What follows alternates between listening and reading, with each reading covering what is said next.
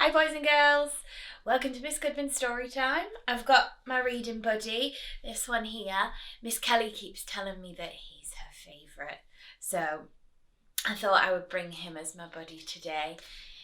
If Miss Kelly's your teacher, you'll know that she's got a little badge that she wears on her dress and it looks like him. That made me happy yesterday. So, I have got a book for you today that some of you might know. The author is a very famous author. She has written books like The Snail and the Whale and The Gruffalo and Room on the Broom. Do you know who she is? It's Julia Donaldson. And I'm going to read this book by Julia Donaldson today, The Highway Rat. Now, I chose this one because I think that our older children and our younger children like this one as well. Because this story, The Highway Rat, is based on a very, very, very old poem that Year 6 have studied this year. So while I'm reading The Highway Rat, see if you're perhaps in Year 6 or if you're a bit older, if you know the Highwayman poem, see if you can see any similarities. Because Julia Donaldson's a very clever lady. She has made some quite interesting links across in her writing. Enjoy The Highway Rat by Julia Donaldson. Look at the picture there. What kind of rat do you think the highway rat is?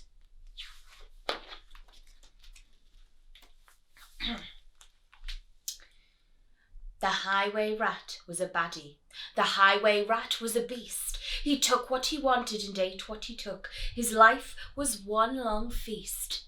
Sounds like me.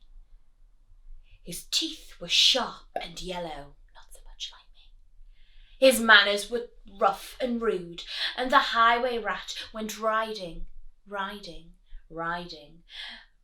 along the highway and stealing the travellers' food. Oh my goodness.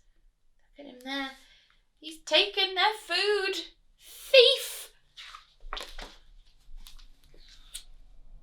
A rabbit came hopping along the road, then stopped with her paws in the air. For blocking her way was the highway rat, who cried out, "Who goes there? Give me your pastries and puddings, give me your chocolate and cake, for I am the rat of the highway, the highway, the highway. For yes, I am the rat of the highway, and whatever I want, I take." I don't know that he sounds like a very nice person, this rat of the highway. "I have no cakes," the rabbit replied. "I just have a bunch of clover." The highway rat gave a scornful look, but he ordered, "Hand it over. This clover is bound to be tasteless. This clover is dull as can be, but I am the rat of the highway, and this clover belongs to me." Goodness. A squirrel came bounding along the road, then stopped with a shake and a shiver. For reining his horse was the highway rat, who thundered, "Stand and deliver! Give me your buns and your biscuits, give me your chocolate eclairs, for I am the rat of the highway, the highway, the highway. Yes, I am the rat of the highway, and the rat thief never shares." "I have no buns," replied the squirrel. "I just have a sack of nuts." The robber snatched the sack and snarled, "I'll have no ifs or buts.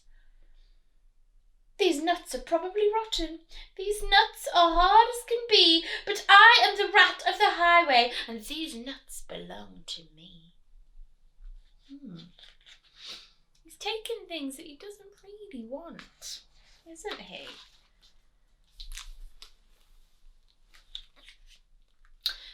Some ants came crawling along the road, then stopped with a somersault.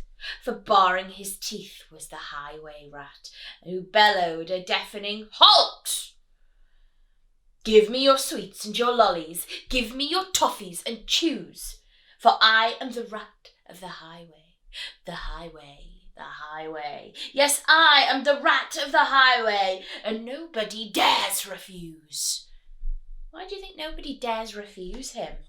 I mean, I wouldn't refuse him, but why do you think? Oh, there his horse is looking up at the sky. Do you think the horse is impressed? "We have no sweets," the ants replied. "We just have this nice green leaf."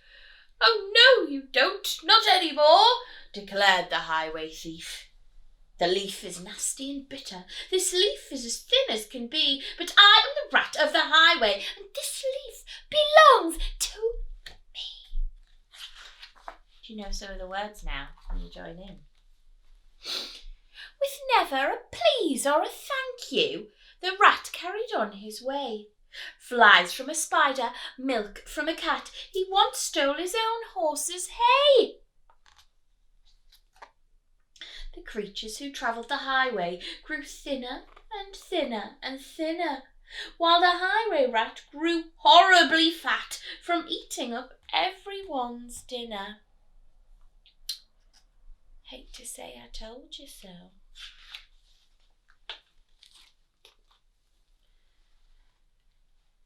A duck came waddling down the road, then stopped with a "How do you do?"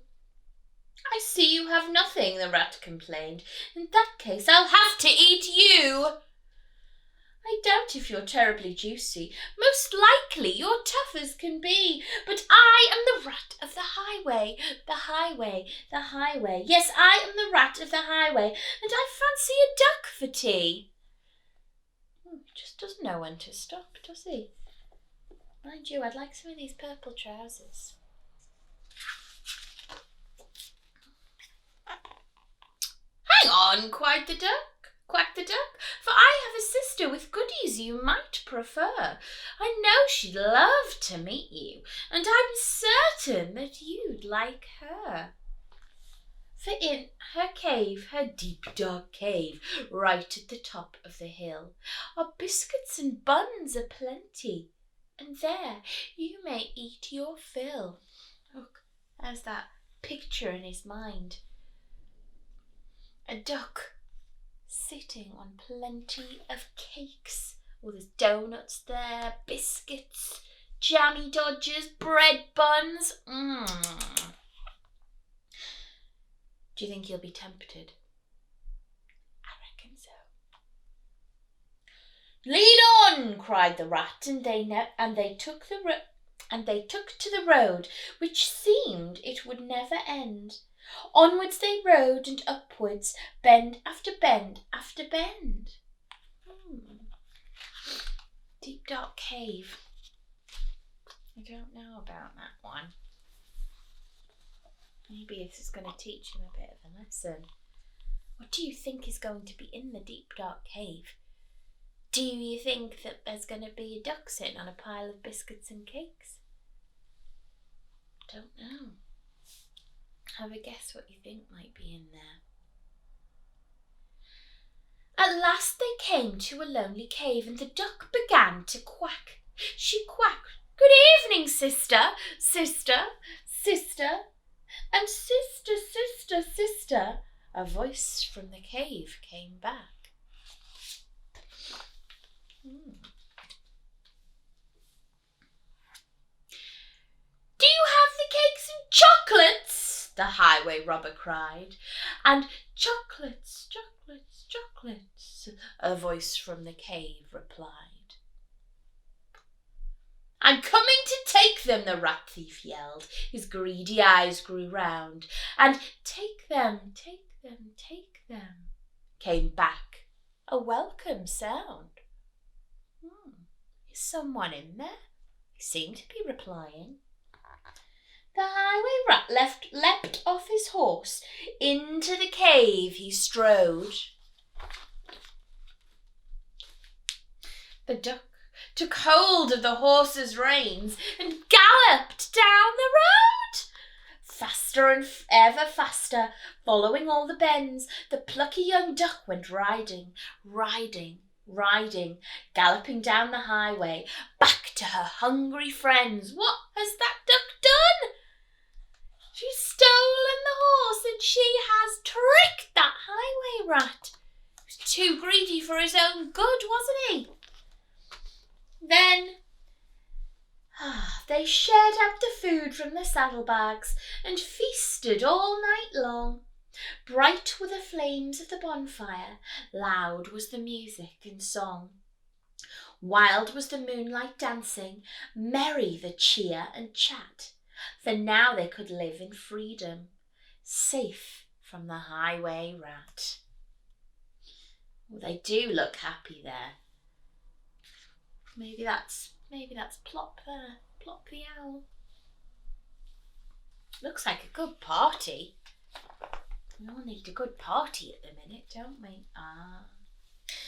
And so for the rat in the echoey cave, he shouted and wandered till he found his way out of the darkness on the other side of the hill. Oh, look, can you see all the things in the cave? What can you spot? I see a bat. I see some... Oh, can you see the cave paintings? And these, the stalagmites and the stalactites. And look in the water. Can you see anything that I haven't spotted? A thinner and greyer and meeker cat. Meek means shy. He robs on the road no more, for he landed a job in a cake shop, and they say he still works in the cake shop, sweeping the cake shop floor. At least he's in the right place. A cake shop. I wonder what he spends all his wages on, all his money. The end. So, our highway rat, he took what he wanted and ate what he took. But did it work out well for him in the end? Didn't, did it? No, he ended up being tricked by all the people he stole from. And he ended up away from all his friends, working in a cake shop, not looking too happy. I wonder what you can learn from the highway rat story. I'll see you tomorrow for another one.